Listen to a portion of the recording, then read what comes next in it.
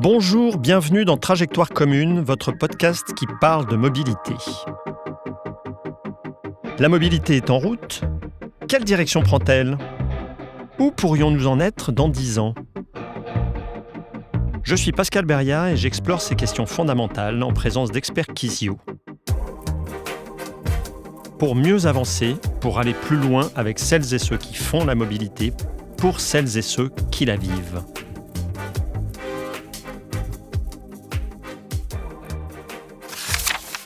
Alors que les villes tentent de parfaire leurs efforts sur les mobilités, le sentiment d'insécurité reste un frein majeur. Plutôt que des caméras ou la présence d'agents, la solution ne viendrait-elle pas du collectif ? La micro-app éphémère Move Together permet de se déplacer à plusieurs, à pied, en vélo ou en transport. Le principe ? Signaler son trajet, rejoindre d'autres usagers, ne plus voyager seul et réduire son anxiété, notamment en soirée. Le sentiment d'insécurité, c'est subjectif. Le contrer, c'est redonner du contrôle et de la visibilité à chacun, explique Mila Auberti, experte en comportement urbain. Plutôt que de renforcer le contrôle, Move Together parie sur la confiance et la présence. Une façon de réconcilier sécurité et liberté dans la ville. Extrait du magazine Chronique de demain, paru le 30 juin 2035. Bonjour Roxane Auberti. Bonjour. Vous êtes designer stratégique chez Quizio.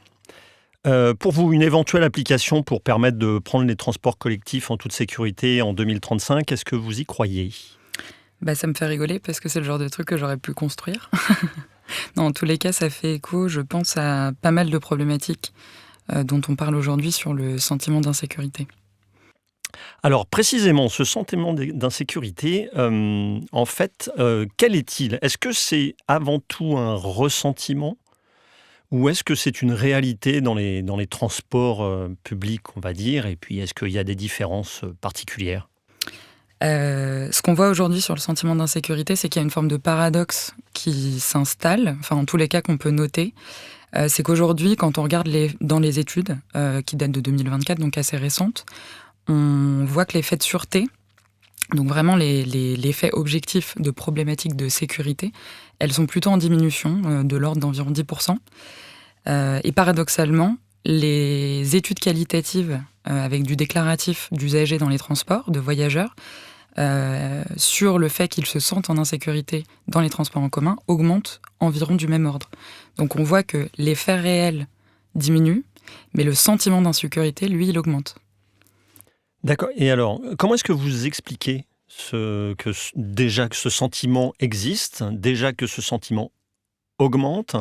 Qu'est-ce qui fait aujourd'hui qu'on ressent plus l'insécurité finalement dans nos transports ? Alors, je dirais que c'est ce qui fait toute la complexité du sujet. C'est qu'il y a le sentiment de se sentir en insécurité, parce que c'est ça, le sentiment d'insécurité, c'est se sentir en insécurité. Il y a tout un pan objectif, c'est-à-dire être, un sentiment d'insécurité lié à une situation réelle qui peut me générer de l'insécurité. Derrière le mot d'insécurité, il y a beaucoup de choses. Et il y a aussi tout un pan subjectif qui est quand même lié à la personne, qui est lié au contexte, qui est lié à la saisonnalité du transport, qui est lié à l'horaire, mais qui est surtout particulièrement lié à l'expérience aussi du voyageur lui-même. Et donc c'est ce qui est compliqué à adresser puisque les transports en commun, c'est un transport de masse, c'est-à-dire qu'on essaie de toucher tout le monde. Et là, on est face à quelque chose qui est grandement aussi lié aux personnes uniques. D'accord. Et est-ce que, parce qu'on parle de transport en commun, mais finalement, le transport en commun, c'est autant le tramway que le bus, que le métro, et que même le train, et peut-être même potentiellement les transports partagés. Est-ce que ce sentiment est le même si on est à un abribus ou si on est sur un quai de métro ou si voilà. Alors je dirais qu'une fois de plus, il y a une forte dépendance au contexte, donc à l'horaire, à l'état des infrastructures. Je ne vais pas me sentir de la même façon dans un arrêt de bus, possiblement, dans une infrastructure propre, bien maintenue, du coup dans lequel on a un sentiment de présence humaine, parce que c'est ce qui ressort aussi des études. c'est que des infrastructures bien tenues, bien maintenues, donnent le sentiment d'une présence humaine régulière, contrairement à des environnements qui sont mal maintenus, par exemple un abri de bus cassé. Tout de suite, ça fait appel à un imaginaire négatif qui peut générer de l'insécurité. Donc déjà, ne serait-ce que ça, on va se sentir dans un abri de bus différemment. Je vais pas me sentir de la même façon si je suis toute seule dans un abri de bus, en plein après-midi, dans un environnement où... en plein après-midi, que peut-être le soir. Je vais pas me sentir de la même façon, pareil, dans un abri de bus si je suis accompagnée de personnes ou si je suis toute seule. Ou tout seul, parce que ça concerne tout le monde, c'est pas forcément une problématique genrée, unique. Voilà, donc je dirais qu'il y a une vraie dépendance au contexte. Après, il y a des sentiments de sécurité, ou en tous les cas des éléments qui génèrent de l'insécurité qui vont être différents en fonction peut-être aussi du nombre de personnes que je vais avoir pendant mon transport. Je vais pas avoir le même sentiment d'insécurité et avoir peur des mêmes choses si je suis dans le métro en heure de pointe que, par exemple, dans un bus à moitié vide en pleine soirée. L'imaginaire que je vais pouvoir développer et la peur que je vais avoir, l'imaginaire qui peut me générer de la peur et de l'insécurité va pas être le même. Et sur cette question des imaginaires, je suppose qu'elle est assez importante sur ce ressenti général. On a cette image du quai de métro désert où on attend à une heure indue son métro qui n'arrive pas. Est-ce que cette notion d'imaginaire est un levier sur lequel vous travaillez, c'est-à-dire essayer d'amener justement un nouvel imaginaire de sécurité dans les transports, que ce soit le métro ou que ce soit encore une fois l'abribus? Oui, complètement. L'idée, c'est vraiment de le comprendre. Et je pense qu'il n'y a rien de mieux qu'aller parler avec les gens, les interroger, essayer de comprendre ce qu'ils projettent d'une certaine façon, pourquoi ils le projettent, quels sont les éléments déclencheurs de tel ou tel imaginaire. Comprendre aussi quand est-ce qu'ils interviennent sur le parcours du voyageur, parce que je pense que depuis tout à l'heure, on parle beaucoup de contexte et c'est important de prendre ça en compte. Il y a un vrai sujet de système, en fait. C'est quelque chose de multifactoriel et donc on peut pas c'est une problématique qu'on peut pas, selon moi, hein, c'est vraiment ma conviction sur le sujet, c'est qu'on peut pas prendre les choses de manière silotée. Il y a des systèmes qui nourrissent ce sentiment d'insécurité que vont être le contexte, l'expérience du voyageur et plein d'autres. Il y a un sujet aussi ne serait-ce que contexte sociétal. On peut très bien imaginer que, en fonction de ce qu'on a entendu le matin, on ne va pas être dans la même posture face à un sentiment d'insécurité l'après-midi, le soir, etc. Donc on peut très bien aller questionner aussi l'impact de ce qu'on a écouté le matin, de ce qu'on a vu le soir. Il y a aussi le réseautage. On se rend compte en interrogeant les gens que souvent les gens qui ont un sentiment d'insécurité élevé, par exemple par rapport au fait de se faire agresser, ont souvent une personne liée à eux, même si eux n'ont jamais été dans ce cas-là. En tous les cas, il y a eu une forme de bouche à oreille à un moment qui a raconté une histoire un peu négative, qui est restée ancrée, et du coup qui crée une forme de vigilance. Vous parliez du parcours voyageur, et précisément dans ce parcours, il y a les moments d'attente. Alors, encore une fois, reprenons cet abribus ou ce quai de métro. Il y a les moments d'attente, puis il y a les moments de mobilité. J'aurais souhaité savoir, en fait, en termes de responsabilité, mais aussi en termes de prise en charge, est-ce qu'il y a des différences si je me situe, encore une fois, ou dans un train, ou dans un bus, ou un abribus? Est-ce qu'il y a des grandes différences comme ça en termes de ressenti et en termes de prise en charge de ce ressenti, encore une fois? On sait que quand même sur le territoire français, il y a une multitude d'acteurs qui s'occupent de la mobilité des citoyens. Donc forcément, il y a des silos à certains endroits où en tous les cas, il n'y a pas... il n'y a pas quelque chose d'homogénéisé. Quoique, je dis une bêtise parce qu'il y a un numéro d'urgence dans les transports qui est le même, en tous les cas dans tout ce qui est ferré, qui est le même à l'échelle de tous les transporteurs. Donc il y a, je pense, une volonté de travailler collectivement sur ces sujets-là, parce que c'est hyper important. En revanche, chaque transporteur a ses propres processus, je crois, de prise en charge. Après, il y a une vraie différence à faire, je pense, qui est hyper importante. Il y a les faits de sûreté Ça, c'est quelque chose de l'ordre de la réglementation.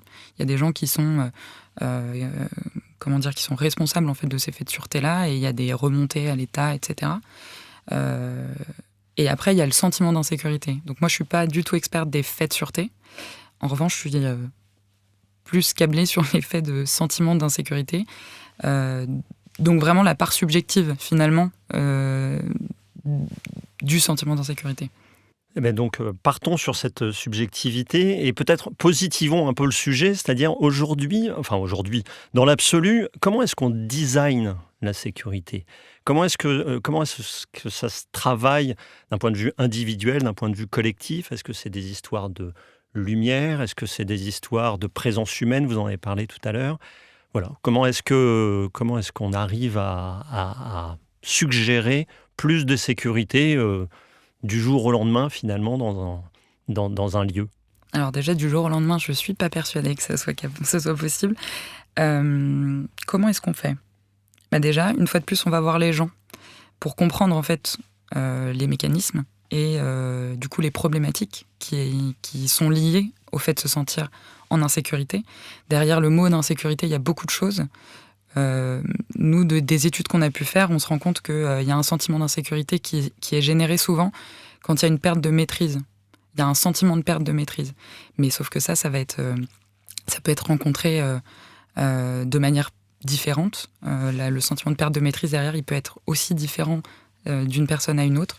Donc c'est des choses à prendre en compte, et ça, en fait, sans aller voir les gens, sans leur poser des questions, et des gens, quand je dis des gens, c'est beaucoup de citoyens, pour tirer des sortes de grandes conclusions, en tous les cas, voir où est-ce qu'il y a des espaces communs dans ces problématiques qui peuvent sembler individuelles, mais en fait, on a quand même des caractéristiques un peu communes qui vont se dégager, avec des problématiques communes aussi. On va regarder aussi ce qui se dit dans la littérature, et on va faire des allers-retours entre les deux. Parce qu'aujourd'hui, on a la chance d'avoir plein de gens qui travaillent sur des sujets très spécifiques, sur des biais psychologiques, etc. Et donc ça renseigne aussi énormément, aussi sur les solutions. Typiquement, on peut parler de lumière. Quand on commence à se projeter dans des solutions, il y a des gens qui ont étudié l'impact de la lumière, la colorimétrie, etc. Donc ça, c'est des ressources immenses dans lesquelles on peut aller puiser de l'inspiration pour les solutions. En revanche, la phase d'avant, c'est vraiment on problématise correctement en essayant de comprendre les systèmes un maximum. On fait des allers-retours un peu cérébraux, et une fois qu'on a ça, on se pose la question de comment est-ce qu'on pourrait résoudre les problèmes, et ensuite on va voir les gens pour leur proposer des solutions. Une fois de plus, on retourne les voir pour avoir un peu leurs sentiments, et des fois on se rend compte que on est passé complètement à côté de quelque chose et que ce qu'on avait envisagé, ça fonctionne pas du tout. Et de l'autre côté, des fois, on est surpris par des intérêts où nous, on n'y voyait pas grand-chose, et qu'en fait, c'est peut-être derrière des choses très simples qu'il peut y avoir un impact très fort. Et est-ce qu'on arrive à trouver quand même des choses universelles dans ce sentiment ? Parce que j'imagine qu'on ne peut pas non plus personnaliser tout l'accompagnement de chaque voyageur lorsqu'on est un opérateur de mobilité. Est-ce qu'il y a des grands domaines, justement, qui émergent quand vous écoutez les gens ? Typiquement, tout à l'heure, on parlait de l'état des infrastructures. Ça, on sait que majoritairement, l'impact d'une infrastructure qui est pas maintenue ou laissée un peu à l'abandon, elle va générer plus facilement un sentiment d'inconfort et d'insécurité. Donc derrière, si on tire le fil de ça, il y a peut-être des sujets de process, des solutions plutôt autour d'automatiser des maintenances, des choses comme ça. Je donne pas de solutions concrètes, mais en tous les cas, il y a des solutions qui peuvent toucher le plus grand nombre. Puis après, des fois, il peut y avoir des petits 50-50. Et dans ce cas-là, c'est se poser la question de comment est-ce qu'on adresse 50% de la population qui a tendance à penser ou à réagir de cette façon-là, et comment est-ce qu'on adresse l'inverse, mais qui représente quand même 50% de la population aussi, et comment est-ce qu'on crée deux solutions qui peuvent travailler ensemble. Et c'est pour ça qu'une fois de plus, je pense que la pensée de penser les systèmes, elle est hyper importante. Faut être capable de regarder les solutions du très petit, mais savoir reprendre de la hauteur aussi régulièrement. Vous parliez tout à l'heure de la perte de maîtrise. Qu'est-ce qu'on entend derrière ça quand on est un utilisateur, un voyageur ? La perte de maîtrise, c'est quoi? C'est à un moment donné, on manque d'informations? C'est quoi? Ça peut être plein de choses.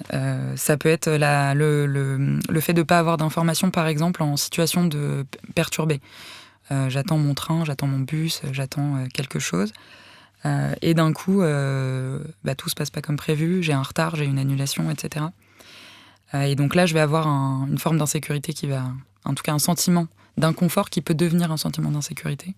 Une fois de plus ou moins important en fonction de mon contexte, etc. Et si j'ai pas la bonne information au bon moment, forcément, mon sentiment d'insécurité, il va augmenter parce que je vais pas maîtriser ma capacité de rebond derrière, par exemple. Il y a un peu la peur de l'autre aussi, c'est ça, c'est le fait de ne pas maîtriser la réaction de l'autre dans une situation. On parle souvent des incivilités. Qu'est-ce qui fait que souvent on ne répond pas forcément face à une incivilité? Quand je parle d'incivilité, ça peut être des choses très basiques.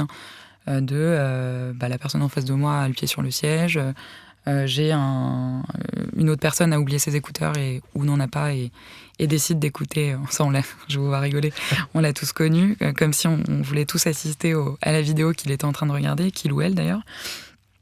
Qu'est-ce qui fait que je bouge pas et je vais pas, même de manière très correcte, aller dire excusez-moi, en fait, vous embêtez tout le monde. Donc, c'est le fait de pas savoir comment ça va réagir en face. Et donc, ce genre d'incivilité génère un sentiment d'insécurité. Parce que d'un coup, je me dis, je peux pas réagir puisque possiblement, je n'ai pas la maîtrise de la personne. Il y a plusieurs scénarios, en fait, que je ne maîtrise pas qui peuvent se mettre en place. C'est des exemples. Et donc, on voit que là, le sentiment de maîtrise, il est dû de non-maîtrise, entre guillemets, il est dû à des éléments complètement différents en fonction du contexte de la situation vécue aussi. Alors, je suis obligé d'arriver quand même à poser la question si ce n'est des solutions, mais en tous les cas des pistes, parce que quand on entend ce genre d'exemple, on se dit, qu'est-ce qu'on peut faire? C'est quoi? C'est de l'éducation civique, c'est de la pédagogie. Donc, quelque part, quel est l'ordre on va dire, de l'apprentissage de la vie ensemble, puisqu'on se situe quand même dans des lieux communs? Et quel est l'ordre peut-être de la technologie, sans même aller jusqu'à la technologie, de la surveillance entre grandes guillemets? Ça peut être la présence humaine, comme vous le disiez tout à l'heure. Voilà, quel est cet équilibre en fait entre le subi et finalement les choses qu'un opérateur ne maîtrise pas et les choses qu'il est à même d'opérer? Que c'est l'état, l'état des infrastructures, la propreté, la lumière, tout ce qu'on a dit jusqu'à présent. Je pense que même dans votre question, finalement, on se rend compte qu'il y a toujours, on en revient toujours au sujet de la problématique. En fait, les problématiques, elles sont diverses parce qu'en fait, le sentiment d'insécurité, il est lié à plein de facteurs différents qui peuvent être résolus par des solutions différentes. Donc moi, je dirais que c'est pas l'accumulation de solutions, mais en tous les cas, amener une solution qui vient vraiment répondre à la problématique de départ. Donc ça, c'est vraiment important. Après, j'entends aussi derrière la notion un peu de surveillance, parce qu'on sait qu'aujourd'hui, c'est une des solutions qui est à la fois en gare et dans les trains mise en place. La surveillance, elle est humaine et elle est aussi digitale. Et pour moi, je suis convaincue que c'est que le tout d'un côté, tout de l'autre n'est pas bon, et c'est toujours une question de contexte. C'est-à-dire qu'à certains moments et dans certains contextes, le fait de mettre des caméras de vidéo vont fortement rassurer les gens. Ça, on le saura en allant voir les gens, en leur disant, est-ce que le fait qu'il y ait une vidéo là, ça vous rassure? Oui, non. Ne serait-ce que, est-ce que vous comprenez ce qui se passe derrière cette vidéo? Parce qu'en fait, pas forcément. Donc c'est rigolo aussi d'aller juste de dire, qu'est-ce que vous entendez qu'est-ce que vous comprenez derrière ce que c'est la télésurveillance, enfin pas la télésurveillance, pardon, mais la vidéosurveillance, vidéoprotection, ce genre de termes qu'on voit pas mal dans les panneaux quand on déambule sur nos trajets. Et en fait, on se rend compte que les gens ne savent pas forcément ce que c'est, et qu'il y a en plus un imaginaire derrière ces technologies qui sont installées. Donc parfois, en fait, la solution, c'est peut-être communiquer différemment.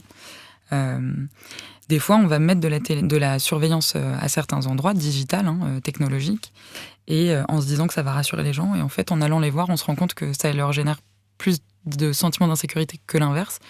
Parce que ça les interroge sur, mais pourquoi est-ce qu'il y a besoin de ça? Est-ce que finalement, il y a de l'insécurité autour de moi? Donc on se rend compte que le sujet, il est hyper compliqué parce que on met en place des solutions digitales qui, à certains endroits, vont fonctionner à d'autres, non. Et à l'inverse, il y a des personnes qui vont, à certains moments, être extrêmement rassurées de voir des agents, comme on les croise tous, avec des pare-balles, qui soient liés à la police ou à un opérateur, qui vont se dire je me sens rassuré, je me sens protégé, et d'autres qui se disent ça leur génère un sentiment d'insécurité de se dire mais on a besoin vraiment de personnes armées autour de nous là. Et en fait il y a quand même un truc un peu aussi, une pensée un peu sociétale de comment est-ce qu'on a envie d'imaginer la société dans laquelle on vit. Donc je dirais que c'est l'équilibre en fait qui est hyper important dans tout ça.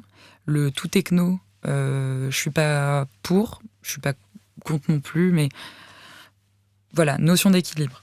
Et alors, par rapport à cette notion d'équilibre, comment est-ce que vous expliquez cette espèce de fascination, justement, puisque dès qu'on parle de sécurité ou d'insécurité, on arrive souvent à la parole politique de la visio... Pardon, on arrive de la vidéosurveillance. Comment est-ce que vous expliquez cette fascination ? Est-ce que, quelque part, c'est un peu le mode indépassable du moment ?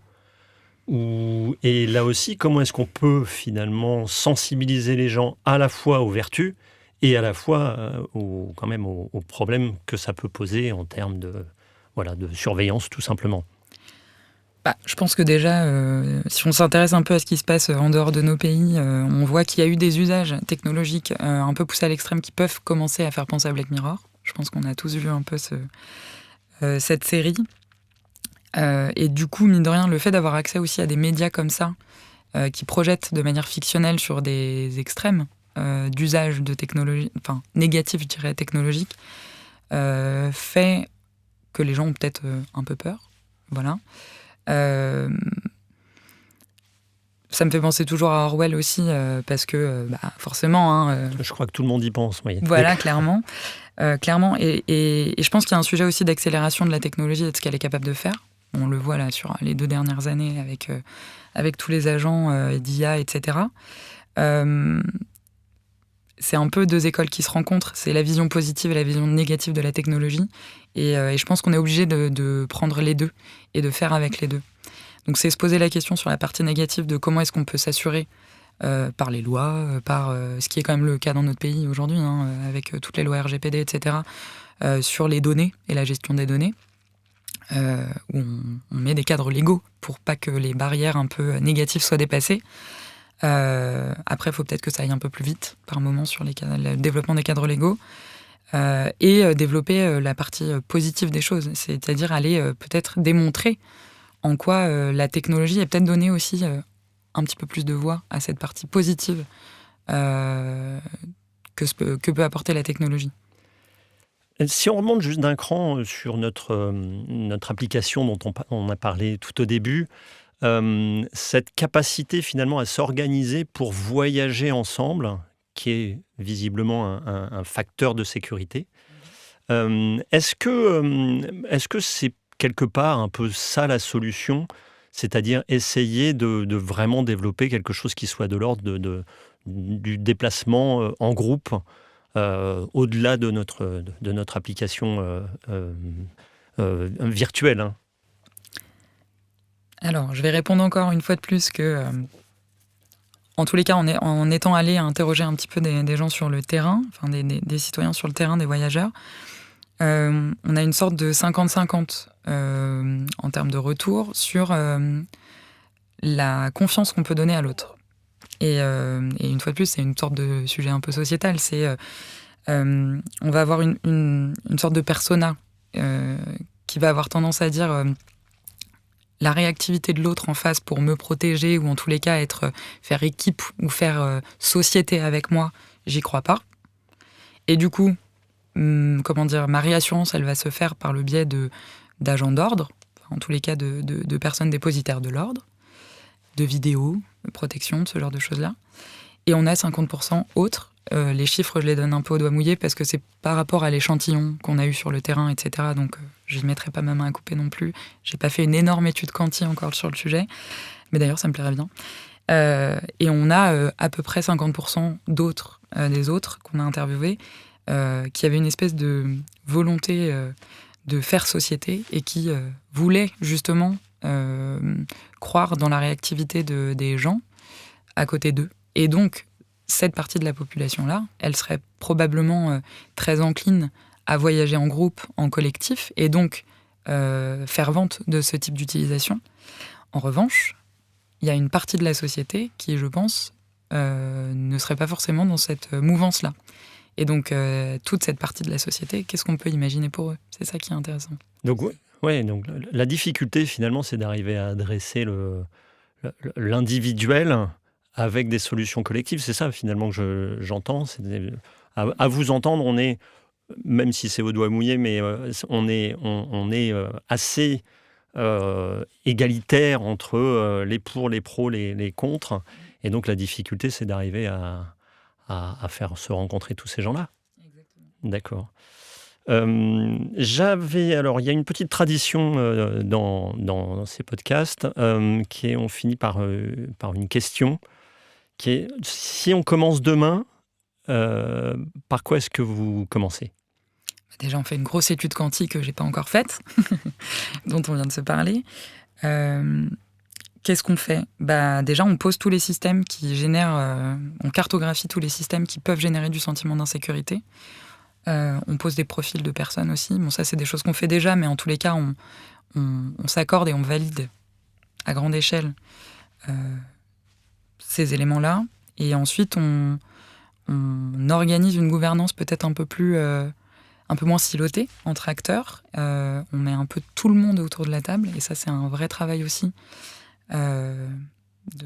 d'organiser une gouvernance plus transversale, je dirais, pour adresser l'ensemble des sujets en mettant toutes les expertises et les bonnes parties prenantes autour de la table. C'est-à-dire qu'un voyageur, à un moment, il part de chez lui, il déambule dans la rue, et donc là, la responsabilité de la rue, c'est quelqu'un.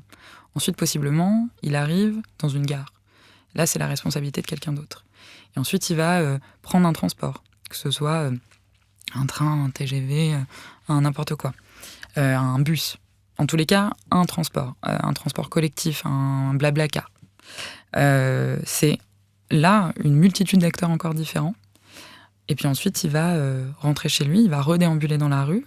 Donc on voit bien que tous ces acteurs-là, demain, idéalement, on les met tous ensemble collectivement pour amener des solutions qui soient transversales et pas silotées dans l'expérience du voyage.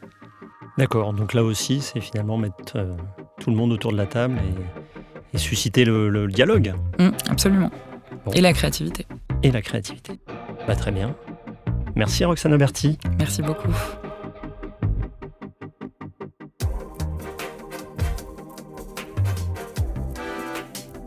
Merci d'avoir écouté cet épisode de la série de podcasts Trajectoire commune, proposé par Quizio. Quizio, expert de la relation client, de la mobilité opérationnelle et du conseil, pour inspirer et mettre en mouvement une mobilité responsable. Pour en savoir plus, rendez-vous sur quizio.com. Et nous vous disons à très bientôt pour un nouvel épisode. Cette série a été conçue par Chapitre 4 et réalisée par la maison de production.